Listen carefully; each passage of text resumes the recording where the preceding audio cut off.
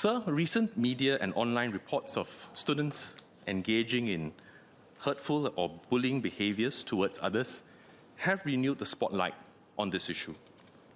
MOE places strong emphasis on providing a safe environment in our schools so that our students can learn, grow and thrive. We know that such incidents affect many people. Children who experience hurtful behaviour may worry about their safety and may find it hard to learn and build friendships. Parents love their children, naturally feel anxious and concerned about their children's well-being, whether they've been affected by bullying or have been themselves involved in hurting others. For our school leaders, teachers and school staff, these incidents require them to manage disruptive behaviours in order to restore discipline. They have to protect those affected, rebuild a safe learning environment, and address and correct those involved in wrong behaviours.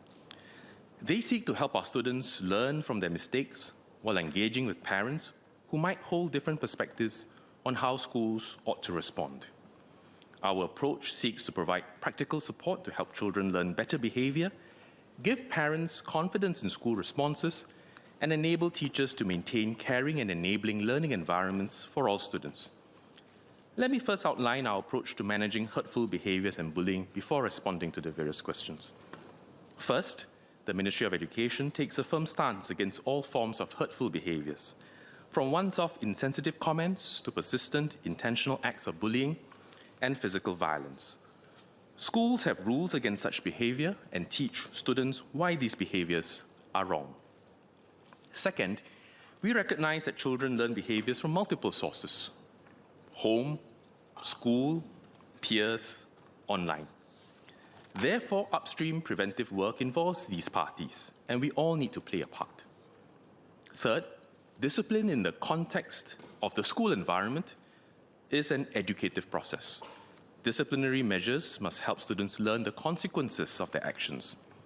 As children have the potential to learn from their mistakes and grow through experience, our disciplinary approach must continue to focus on teaching, guiding and rehabilitating our children and helping to restore relationships. Finally, parents and families are key partners. We need to work with them, build a relationship with them, so that they can work with us to instill kindness and respect for others through positive adult role modelling and closer monitoring of children's online activities, especially outside school. Our schools also work with the community and partners in addressing hurtful behaviours.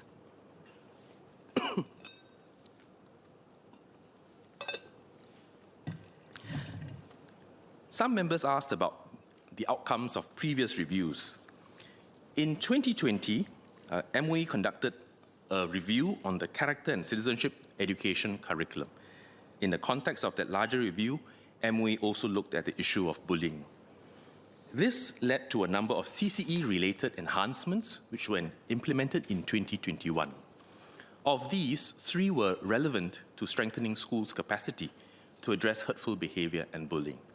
First, the CCE curriculum was refreshed to place stronger emphasis on guiding students to be kind and caring, both online as well as offline. Second, schools established a peer support system in every school where students are taught how to support one another, be an upstander, and look out for those who do not have strong support from their friends in school.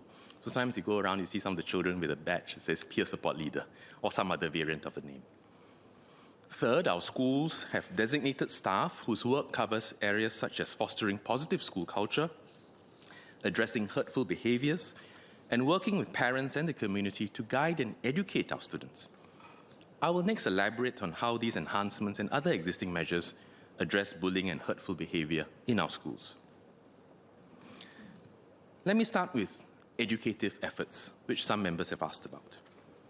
From young, our students learn pro-social behaviours through lessons and adult role modelling in schools. The CCE curriculum and the school environment emphasize values and respect, and students learn to be kind to their classmates, resolve disagreements respectfully, and learn appropriate ways to stand up against bullying. Through cyber wellness lessons, they also learn to extend such pro-social behaviours online. In addition, students learn about healthy mindsets, habits, and skills to strengthen their mental health and resilience in the face of challenges. Students learn how to respond when they encounter unsafe situations. They're taught to stay calm, avoid retaliation, move away from the situation, and seek help from a trusted adult, such as their parents, teachers, or school leaders. Some members asked about school processes such as anti-bullying frameworks, reporting channels, investigation, and parent engagement timelines and disciplinary measures. Our schools have policies and frameworks that send a clear message to students that hurtful behavior and bullying are not acceptable. These include school rules and consequences for bullying. There are also various reporting channels for students to report bullying. For example, students can report incidents directly or through their friends, peer support leaders, teachers, and school leaders, or through online platforms such as emails or online forms. Discipline talks for students are also conducted regularly by schools to communicate their approach to managing misconduct, including bullying.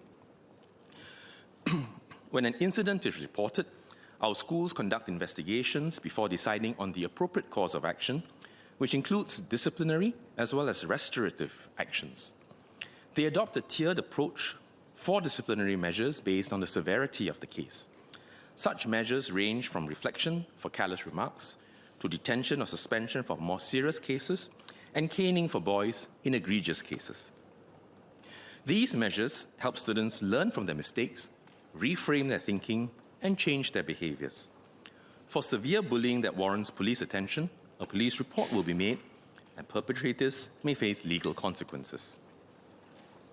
When bullying occurs, our priority is the safety of the affected students. Schools implement safety plans for the victims.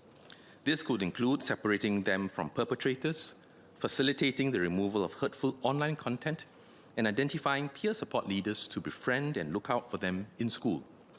In addition, teachers and school counselors work with both victims and perpetrators, helping them manage their emotions and work towards mending ties and restoring friendships. Students who continue to experience distress are referred to community resources such as the Response, Early Intervention and Assessment in Community Mental Health or REACH teams for more specialized support. I'll just pause here to mention that I'm using the word perpetrator and victim in order to shorten the phrases.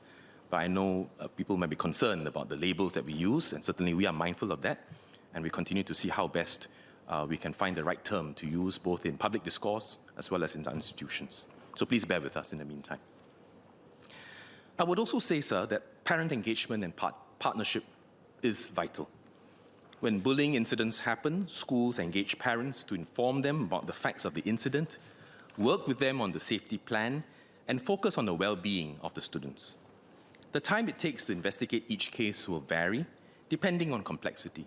Similarly, restoring and mending relationships and improving behavior take time, and parents are encouraged to work with schools and give this process some time to take effect.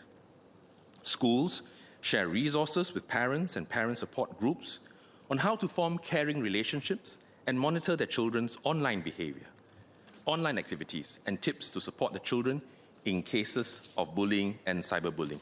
And here I have a printed copy of the Parents for Wellness Toolbox for Parents, which is put together by MOE, HPB, and MSF.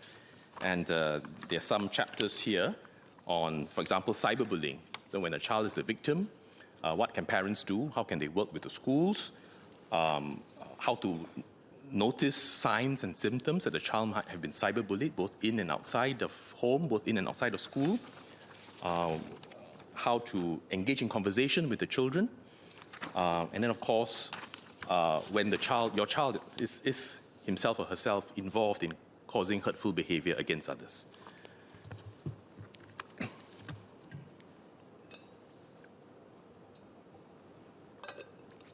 Mr. Speaker, some members have asked about teachers' training and support for our schools. As part of teacher preparation courses, all teachers are trained to foster a positive class culture, address hurtful behavior, and recognize signs of distress. They are supported by key personnel and school counselors. Our schools use MOE guidelines and resources on what constitutes bullying and cyberbullying and how to manage these cases. Some schools also work with social service agencies to conduct bullying and cyberbullying awareness programs for students and training workshops for school staff. School personnel also regularly review their school-based strategies to manage bullying and share good practices with other schools. Indeed, improving our framework to tackle bullying is a continual work in progress. Members have raised useful suggestions that we will consider as we seek to strengthen our current measures. As I shared on the 27th of August this year at a dialogue with educators, parents, and community partners, MOE had been conducting a comprehensive review of bullying since early 2025. Based on the work done so far, we are now conducting external public consultation on 4 key areas. First, strengthening our school culture, environment, and processes. Second, give greater emphasis to values education for our students. Third, providing more resources and support for our schools and educators and deepening their capacity. And fourth, enhancing school-home partnerships, the relationship between our teachers and educators and parents and families. We are encouraged to have received many constructive suggestions from parents, students, educators, community partners, and researchers. These include providing schools with more resources to investigate and deal with cases, involving parent support groups to support parents whose children are involved in bullying, keeping parents informed about the content of CCE lessons so that they can reinforce values education at home, and involving peers to educate others on being an upstander, amongst many other suggestions. We will consider all these suggestions, as well as ideas raised by members, seriously before finalizing the recommendations, which we aim to release in the first half of 2026. Our shared goal as an education system and as a society must be an empowering one. We have a collective responsibility to help our children, our next generation, learn how to relate to others, be kind, and show respect to others. In this, children model behaviors and pick up values from the home environment, their school environment, and the community. Some learn quickly, some repeat mistakes, others make new ones. We have some 400,000 over children in our primary and secondary schools, and their daily interactions in class, outside school. And children make mistakes. They make mistakes in their academic studies. They may make mistakes when they were performing the CCA. They may make mistakes in their project work. And they may make mistakes in their interpersonal relationships with others, both with their teachers as well as other schoolmates. Some of this could be inadvertent or callous behavior, lack of awareness or sensitivity. Some of it could be deliberate, and some of it could be a function of their conditions. Some may have special needs or other issues that they're grappling with. They learn best through calm correction from adults, reflecting on how they should have behaved, make amends for their behavior, experience disciplinary consequences, and being welcomed back to their social circles with continued guidance and support. I thank members of Parliament and the public for the care and concern shown for the well-being of our students and educators. Ultimately, we want to keep improving and enhancing our system, addressing the concerns of parents, the workload on our educators and their sense of mission, and of course addressing the issues that public raise. We all want the same outcome, for schools to be safe, caring, and enabling environments for all students and our staff. MOE will continue to work with schools, parents, community professionals, and members of the public as we collectively role model the right behaviors and create the gracious and respectful society for our children to flourish.